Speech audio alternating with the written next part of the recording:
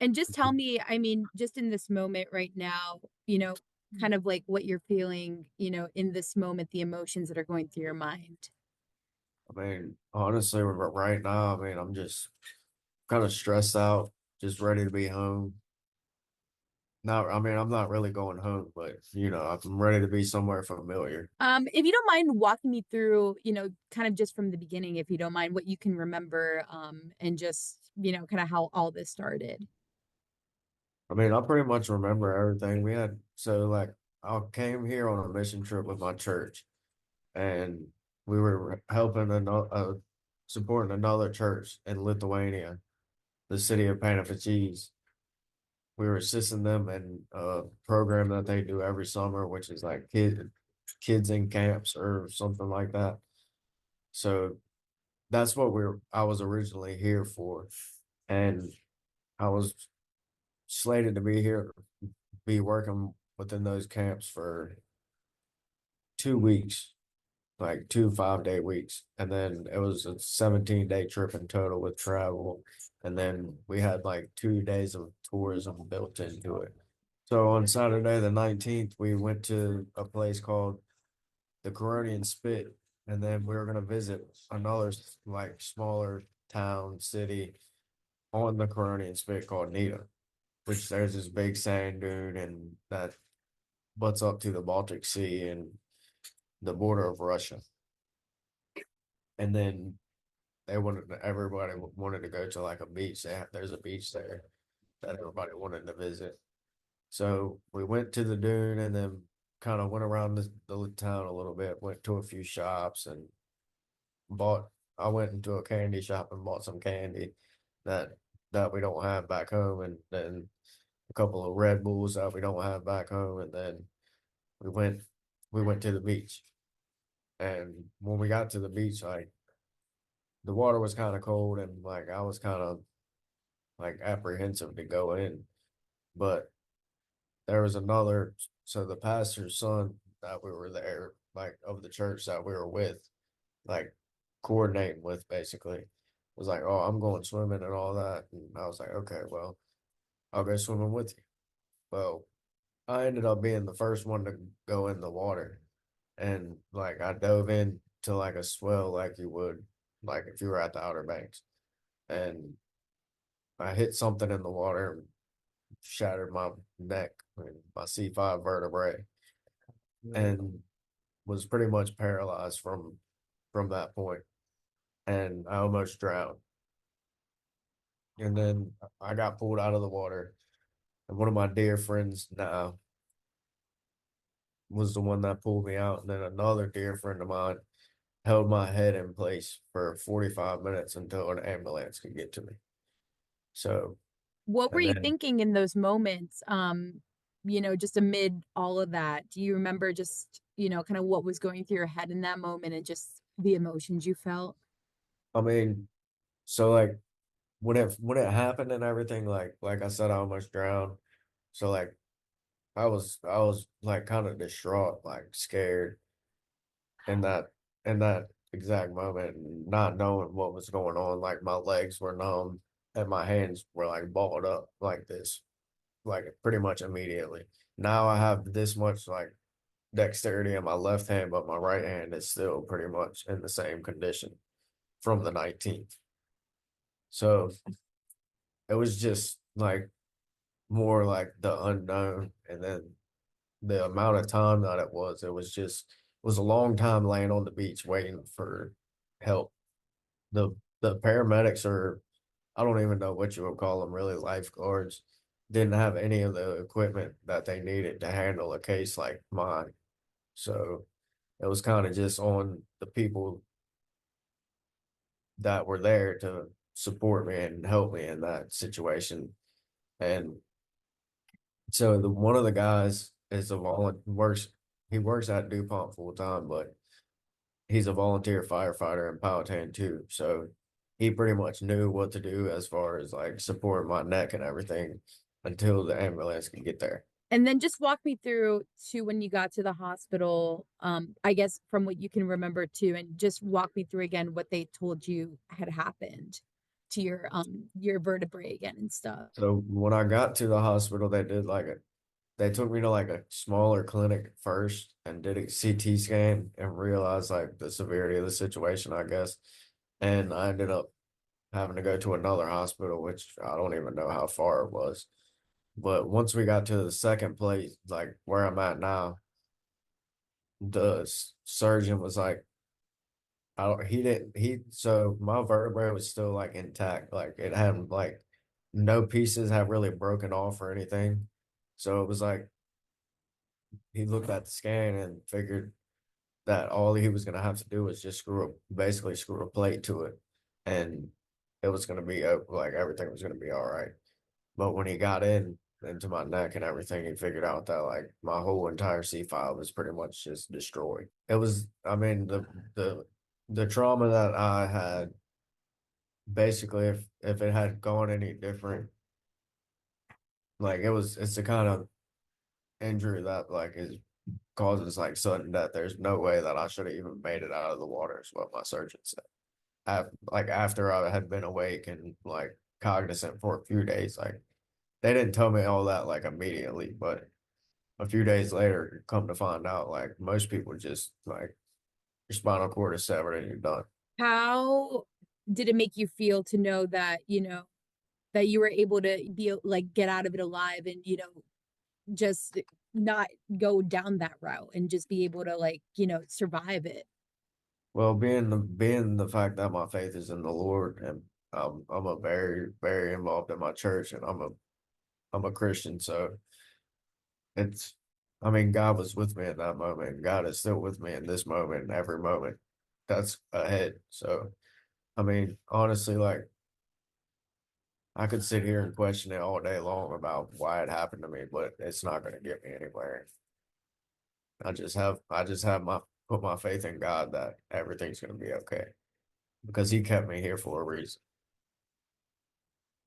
Eric, if you don't mind too, I mean, just now, are you like still paralyzed from the waist down? Like what are you, like still recovering from at this point? As far as the paralyzation, I mean, I don't really know. I have feeling in my feet, my legs, and I mean, I have slight movement in both of my legs. So, I mean, I have hope to walk again, but like, it's still too early to really know. Walk me through too. I know that you're still in the hospital now.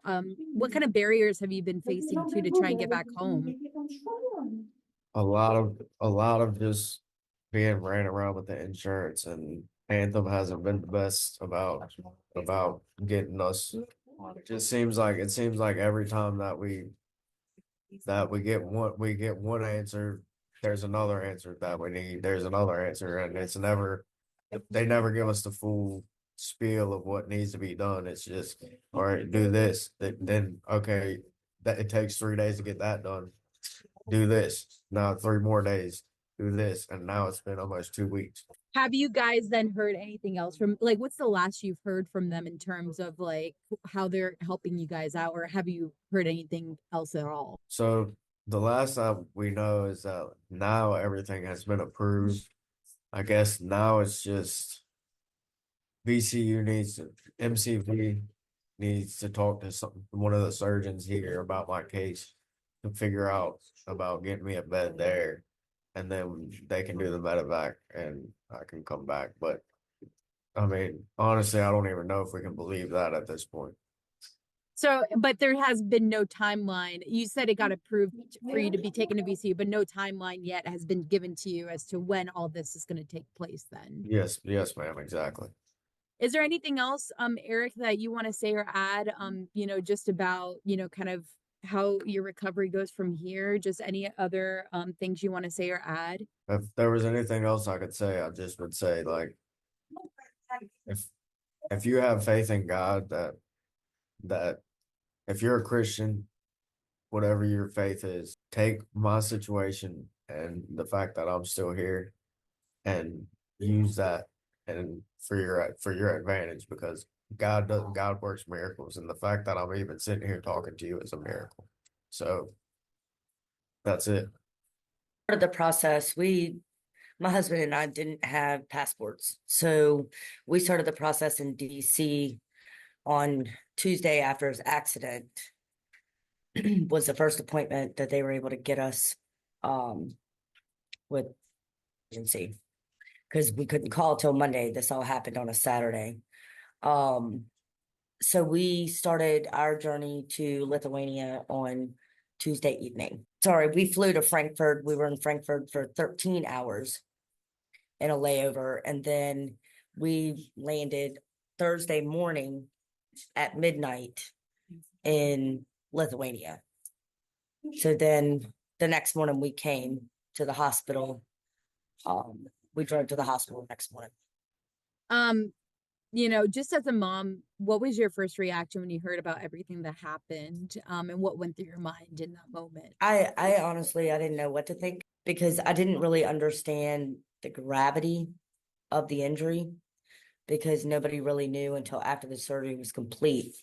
I was told, he had an accident, he hurt his neck, and he was in surgery because the mission trip was with him. So there was no family with him except for his grandmother. His grandmother was she only stayed for the first part of the mission trip. So she was already on her way back to Virginia.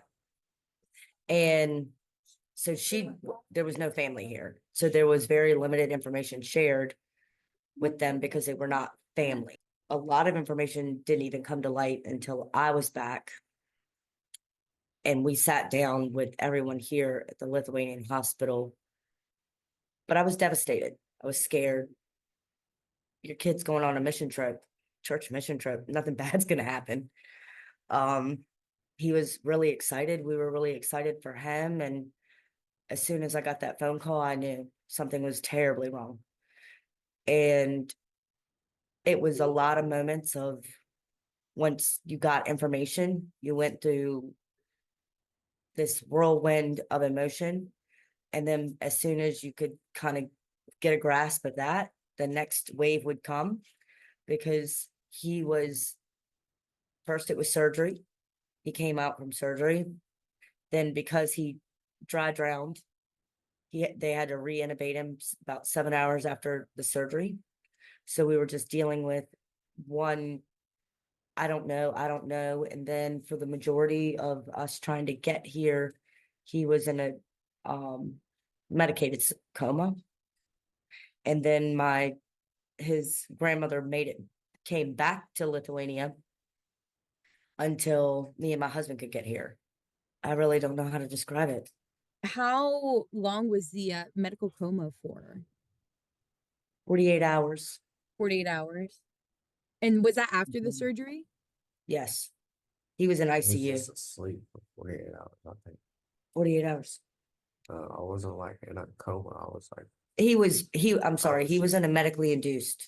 Oh, okay. Okay. Medically induced. Yes. Just to clarify. well, I Gotcha. wasn't. No. I was awake the whole time. I had a tube in my lung. Okay. He's saying that he was not. Gotcha. He was just in the ICU. He was sedated. Yeah, I was just heavily sedated. Heavily on sedated. painkillers. Gotcha. And during that time, when he was in ICU, he could get 10 minutes of visitors. How long was the time he was in ICU? Do you remember? 3 days. From the time I got out of surgery till Tuesday. So from Saturday to Tuesday. So that was about want to say 3 or 4 days? Yeah, 3-4 days. I mean, my last question to you, hearing Eric's, faith in God, really helping him through this moment. How does it feel for you to be, with him in the hospital room right now, and just seeing him awake, alert, talking and just, putting his trust in God to get him through this moment? I'm very proud of him. I mean, you really can't prepare anybody to go through something like this with their faith or in life in general.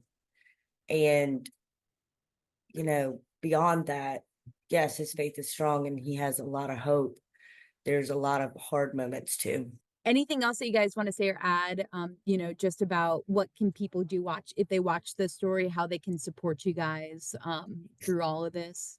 There is a link at Kingsland Baptist Church for him to help with his medical expenses.